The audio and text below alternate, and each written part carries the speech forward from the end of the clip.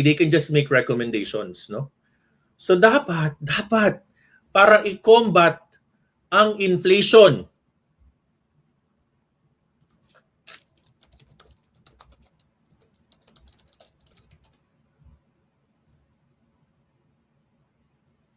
kailangan pong tanggalin ang excise tax ng fuel, hindi lang ng LPG at kerosene.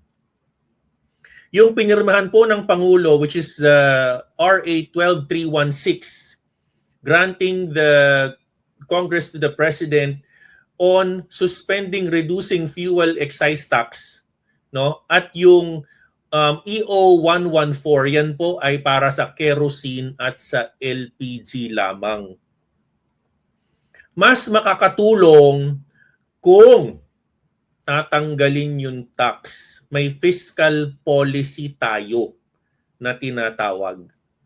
Wherein, if we want to reduce inflation, i-implementa ninyo yung fiscal policy. Tanggalin ninyo yung tax ng affected source. Hindi ninyo ipapasa sa mga tao ang interest rate, 1.5 asukal kayo. Lahat pinahihirapan nyo na naman ng tao.